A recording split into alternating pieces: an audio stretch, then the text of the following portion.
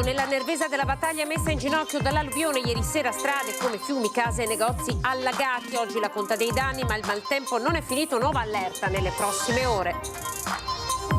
150 mm di pioggia caduti in 40 minuti, la notte di paura di Nervesa, le prese con la bomba d'acqua, gli smottamenti, la sindaca chiede lo stato di calamità. I residenti, mai visti una cosa del genere. Nel giorno in cui anche il veneziano fa i conti con il maltempo, l'anniversario dimenticato da molti è il tornado che l'11 settembre del 1970 provocò 36 morti, 500 feriti. Massimo della pena, il PM chiede l'ergastolo per Diletta Miattello, l'ex vigilessa di San Martino di Lupari, accusata di aver ucciso gli anziani genitori. La sentenza è il 16 ottobre. Incidente tra auto e un furgone, il mezzo pesante esce di strada, finisce contro ad uno studio medico incendiandosi, paura e 3 ferite a Campo San Piero. Le due facce del primo giorno di scuola in Veneto per oltre 600.000 studenti, l'emozione del ritorno in classe e la protesta per i problemi cronici dell'istruzione. La Vespa Orientalis, che a Roma ha sterminato in un giorno le 50.000 api del ministro dell'Agricoltura Lollobrigida, è presente anche a nord-est. Gli esperti dell'Istituto Zooprofilattico di Legnaro spiegano cosa fare in caso di avvistamento. Buongiorno, ben ritrovati, buonasera con tutte le notizie che arrivano dal Veneto e ci portano in un'apertura nella Marca Trevigiana, territorio particolarmente colpito dal maltempo ieri sera e questo maltempo ha causato il rinvio del primo giorno di scuola a Nervesa della Battaglia, comune messo in ginocchio dall'alluvione, strade come fiumi, case e negozi allagati e oggi c'è la conta dei danni.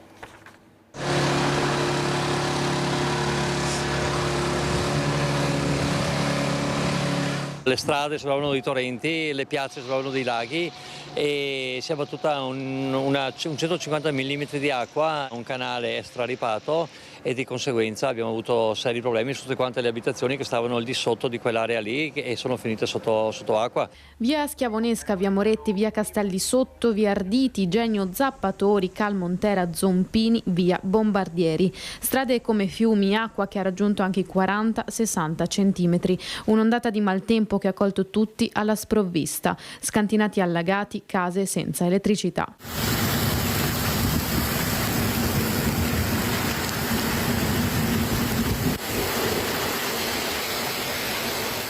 Non era previsto neanche una goccia, invece ha fatto il macello che ha fatto. Abbiamo anche dovuto soccorrere delle persone che sono rimaste intrappolate nella propria abitazione e quindi abbiamo avuto delle strade che si sono sbriciolate sotto la pressione dell'acqua. Protezione civile e vigili del fuoco arrivati da Venezia, Montebelluna, Conegliano e Treviso e insieme alla Croce Rossa. Quasi un centinaio di uomini schierati in altrettanti interventi messi a punto solo nel territorio comunale di Nervesa della Battaglia.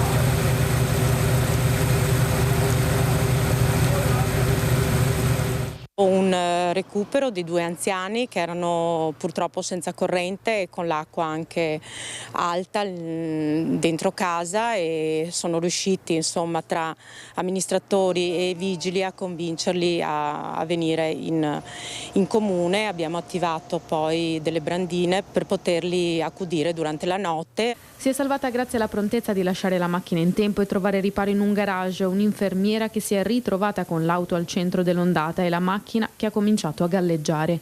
Una famiglia si è rifugiata in soffitta nella paura che l'acqua che stava invadendo la casa potesse continuare a crescere. Una notte da incubo che ha fatto prendere la decisione di non riaprire le scuole nel loro giorno d'inizio. Ci siamo confrontati con il dirigente scolastico e abbiamo deciso appunto che non era il caso di far entrare i bambini nelle scuole perché comunque non c'era stato neanche il tempo di visionarle al meglio per garantire la massima sicurezza. Quei danni sono ingenti, abbiamo la mensa scolastica che purtroppo è in una situazione veramente difficile. Adesso vediamo di attivare tutto quello che è possibile per supportare i cittadini. Disagi importanti anche a Giavera del Montello, crollato il tetto di un'abitazione, danni al momento incalcolabili. Per questo i sindaci dei 2 comuni più colpiti dalla bomba d'acqua improvvisa vogliono chiedere alla Regione lo stato di calamità.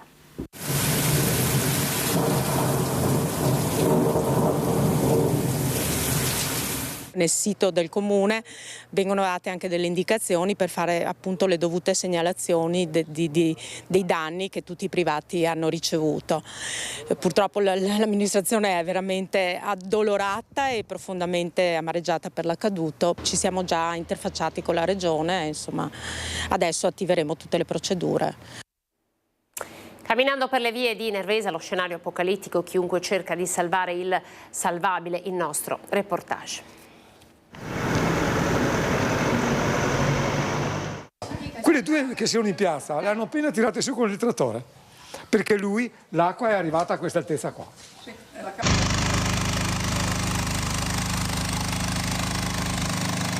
Da noi per fortuna è rimasta a 40 centimetri, ma noi abbiamo fatto tempo a tirare fuori la macchina. Dopodiché abbiamo guardato il peggio dopo, perché non si può fare niente. Quando arriva un fiume, l'acqua nella mia doccia arrivava su, quindi... No, addirittura la grandine c'è venuta fuori dal piatto doccia. Questa mattina non avevamo più niente. Quella della famiglia Frare, una delle tante storie che camminando per le strade di Nervesa si incontrano il giorno dopo la bomba d'acqua che ha messo in ginocchio il paese. Nessuno scantinato delle case di via Bombardieri del Re è stato risparmiato dalla furia dell'acqua. Allagata anche la vicina centrale dei Carabinieri. In una casa l'acqua ha scavato l'intero vialetto di ghiaie e portato via il marciapiede. È scesa giù veramente in maniera enorme dal Montello. Come vedete è entrata dai nostri cancelli, non altro che attraversato tutto il viale di proprietà privata con 60-70 cm di acqua. Poco distante in via Zompini il muro che delimita un orto dall'ingresso di un garage è completamente ceduto. Niente, è caduto il muro che delimitava la rampa, era tutto bloccato qui, c'era mezzo metro d'acqua. Ci ha inondato tutto il garage, l'acqua qui era quasi a livello, arrivava più o meno qua. Infatti abbiamo dovuto con le cariole stare qua a svuotare perché purtroppo non è arrivato nessuno. Ci ha squarciato il cancello con le paratie in questa parte qui. Magari uno si è messo sotto per ripararsi dalla pioggia in bicicletta, eccetera, finché non si tira su. Il maltempo ha colpito anche il veneziano e quanto accaduto ha scatenato la reazione del consigliere regionale Dem Montanariello, che parla di mala gestione del territorio da parte del comune. Vento forte e pioggia si sono abbattuti anche sul lido di Venezia nella notte tra martedì e mercoledì. Strade allagate, persone che correvano ovunque per cercare riparo. Nel complesso tra Veneziano e Trevigiano sono stati 95 gli interventi dei vigili del fuoco. In laguna sono giunti rinforzi da Mestre e Padova, anche con le autopompe. Tra i vari interventi al Lido spicca quello su un pino marittimo di oltre 20 metri di altezza che si è sradicato a causa del forte vento e della pioggia, andando ad appoggiarsi su un condominio di via Lorenzo Marcello. Dal comando provinciale di Mestre è arrivata l'autogru dei vigili del fuoco necessaria per imbragare la pianta e permettere la rimozione in primis dei rami per poi procedere al taglio del tronco.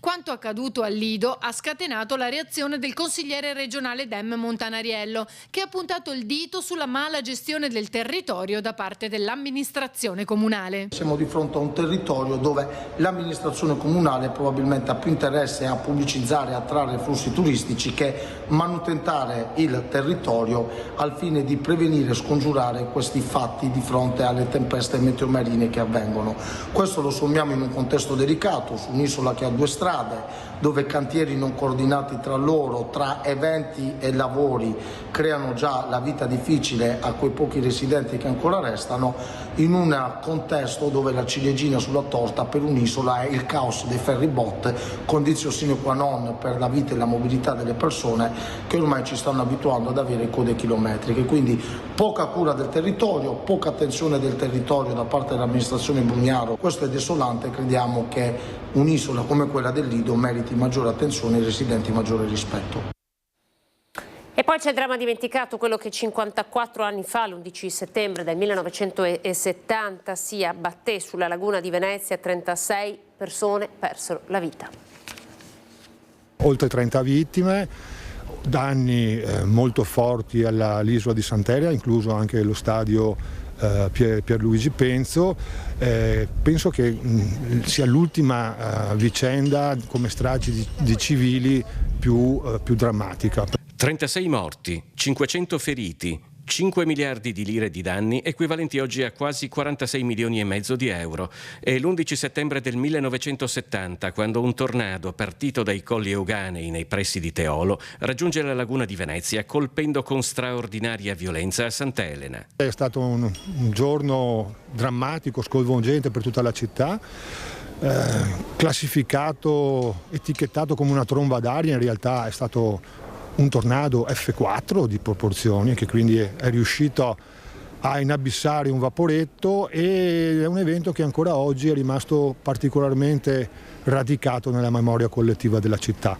Su quel vaporetto, sollevato dalla forza del vento e ribaltato in acqua, morirono 21 persone. Il tornado arrivò poi in 2 campeggi a Fusina e Casavio, provocando altri 13 morti e centinaia di feriti. Queste immagini sono state girate nei giorni successivi al tornado da Antonio detto Nino Todeschini con la sua cinepresa 8 mm. Questo film è rimasto in una soffitta fino al 2023 e poi condiviso dalla nipote Maria, che ha aderito a Riprese, un progetto in collaborazione con l'Università di Venezia che dal 2013 recupera gratuitamente i vecchi filmati amatoriali veneziani. Per diversi, l'11 settembre rimane l'anniversario del bombardamento del Palacio de la Moneda, il colpo di stato militare che in Cile rovesciò il governo di Salvador Allende, dando il via a 16 anni di dittatura di Augusto Pinochet. Per ancora più persone è la data degli attentati terroristici con 2 aerei dirottati contro le Torri Gemelle di New York, dove morirono quasi 3.000 persone. L'11 settembre di Venezia appare invece oggi una data dimenticata nei calendari delle manifestazioni istituzionali. Evidentemente questa città ha delle memorie pubbliche collettive radicate e delle memorie istituzionali molto più deboli. Credo che sia un'inadempienza non essere oggi a Sant'Elena davanti al cippo che ricorda le vittime del tornado, con un segno forte istituzionale da parte dell'amministrazione, non solo comunale ma anche delle istituzioni. Marco Borghi, presidente della municipalità di Venezia, Murano e Burano, si è recato con altri rappresentanti dell'ente a deporre un mazzo di fiori e dedicare un pensiero alle vittime di un enorme dramma, una strage che ha segnato profondamente Venezia e non può e non deve essere dimenticata. Siamo a Padova, in Corte d'Assise il processo nei confronti di Diletta Miatello, in carcere con l'accusa di aver ucciso gli anziani genitori. Siamo a San Martino di Lupari. È stato chiesto per lei l'ergastolo, si va a sentenza il 16 di ottobre. Massimo della pena, ergastolo e isolamento diurno per 6 mesi. Questa è la richiesta fatta dal pubblico ministero Marco Brusegà nei confronti di Diletta Miatello, la 52enne ex vigilessa che il 27 dicembre del 2022 massacrò a San Martino di Lupari i genitori. Mariangela Sarto, 84 anni, venne trovata esanime in un lago di sangue in camera da letto. Il marito Giorgio Miatello, agonizzante al piano terra, morì 2 mesi più tardi dopo un lungo ricovero, prima in ospedale e poi in una casa di cura. Diletta Miatello, figlia maggiore della coppia, venne arrestata poche ore dopo la mattanza mentre si stava nascondendo in un motel di Romano de Zelino. A scoprire i corpi martoriati dei 2 anziani la sorella minore, allertata dalla badante che non riusciva ad entrare in casa e che la mattina era stata allontanata dall'abitazione proprio da Diletta, che non le aveva aperto la porta dicendo che i genitori stavano riposando. Il movente non è mai emerso, anche se pare che Diletta chiedesse di frequente soldi ai genitori e per questo litigavano spesso. L'arma del delitto, alcuni oggetti contundenti trovati in casa. In aula Diletta ha respinto l'accusa di omicidio, anche se ha confermato che i rapporti con i genitori erano tesi. Nei giorni scorsi l'esito della perizia psichiatrica eseguita da un esperto di parte nominato dal giudice per le indagini preliminari aveva stabilito che Diletta Miatello era capace di intendere e di volere quando ha aggredito a morte i suoi genitori. Restiamo nel Padovano. L'incendio di un furgone è stato domato dai vigili del fuoco prima che si estendesse all'interno di uno studio medico contro cui si era schiantato dopo l'impatto con un'altra auto. È successo questa notte. Incidente nella notte in via Borgo Padova a Campo San Piero, dove un furgone si è scontrato contro un'auto, schiantandosi poi contro un edificio, prendendo fuoco. 3 le persone rimaste ferite. Verso le 4 un'auto si è scontrata contro un furgone che ha carambolato andando a schiantarsi contro un palazzo in cui al momento non erano presenti persone. I vigili del fuoco, arrivati dal distaccamento volontario di Borgorico, hanno spento le fiamme del furgone evitando che si propagassero al palazzo adibito a studi medici. I feriti sono riusciti ad uscire da soli dai mezzi e sono stati presi in cura dal personale del SUEM 118. 2 sono stati trasportati in ospedale mentre il terzo è stato assistito sul posto. Nessuno è in pericolo di vita. Sul luogo sono arrivati anche i carabinieri che hanno eseguito i rilievi dell'incidente per ricostruirne l'esatta dinamica. Oggi 11 settembre, anche il primo giorno di scuola per 640.000 studenti in Veneto. Andiamo a Treviso a vedere com'è andata. Primo giorno di scuola, contenti? Tantissimo. Tantissimo. Emozionati? Sì, abbastanza, dai. Avete dormito? Sì, quello sì. Nervosismo? Sì. Che giornata sarà?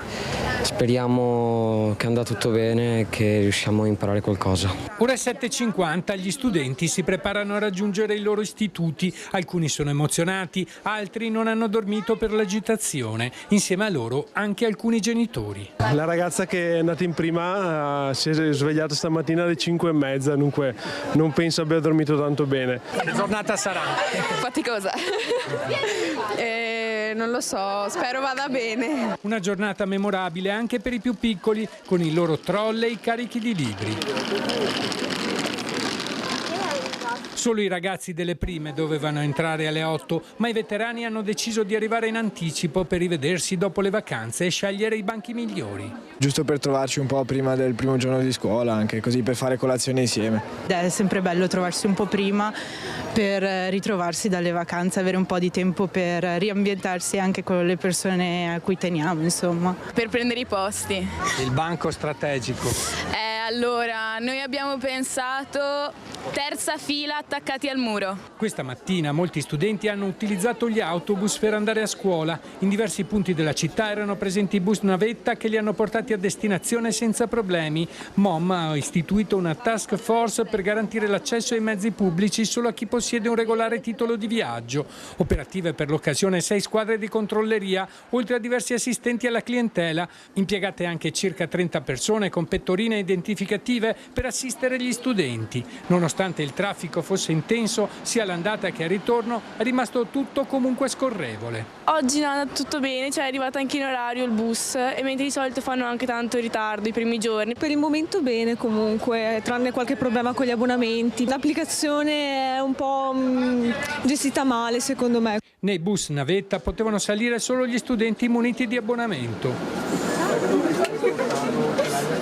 Il che ha provocato la rabbia di alcuni studenti. Ho scoperto stamattina arrivando che ci sono le navette riservate agli abbonamenti e quindi io non posso salire con il biglietto che ho pagato, devo per forza avere l'abbonamento. Per chi come lui provvisto di solo biglietto, a disposizione solo gli autobus di linea, rendendo di conseguenza le corse molto affollate, situazione segnalata anche da alcuni telespettatori.